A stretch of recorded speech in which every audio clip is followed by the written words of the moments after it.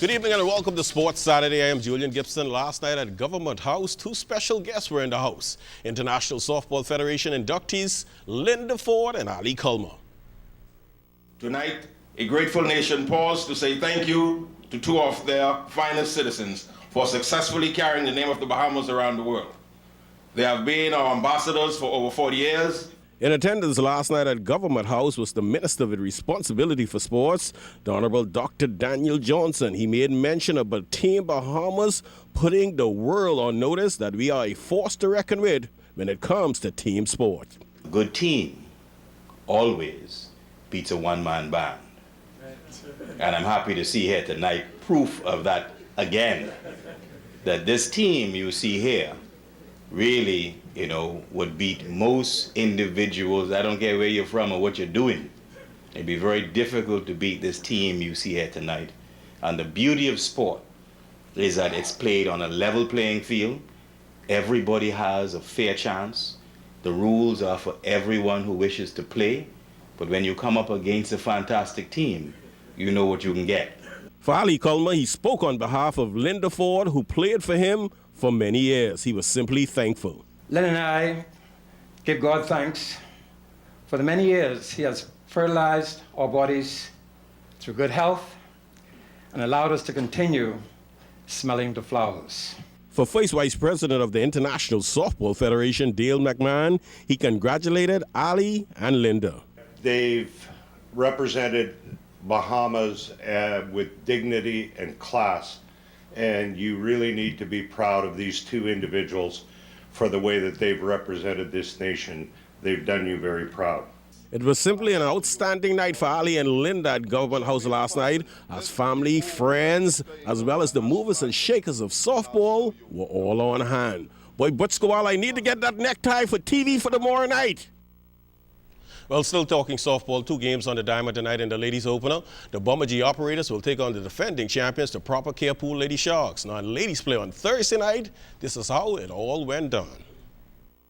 I cannot call them kittens no more because kittens don't hit the ball like this. The Wildcats, boy, they put a good pounding on the Black Scorpions. Look at my good friend Stephanie Goodrich getting greedy. She is out at the plate. But no out for the Wildcats.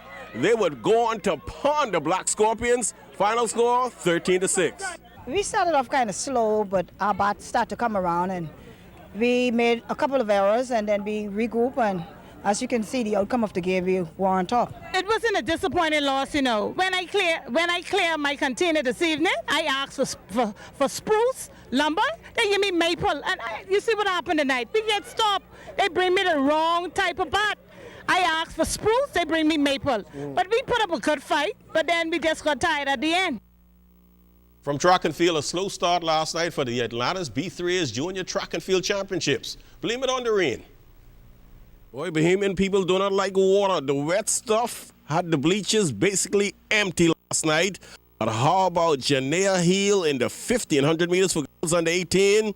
She would win a race at a time of 5.06.17 seconds. Holly Rule came in second, and Christina Knowles out of Eleuthera came in third. It went well. My actual plan was to stay ahead of the pack and keep a distance off from them. Even though it didn't win as I planned, I still finished on top, then gain a new title. Let's check out the boys under 18, 1500 meters. Boy, I hope I got your name right. Benjamin Najman, he won the race. His time, 4.25.91 seconds. It was good, ran it like my coach told me to. Stayed in the park for the first 3 laps and then picked up on the last lap.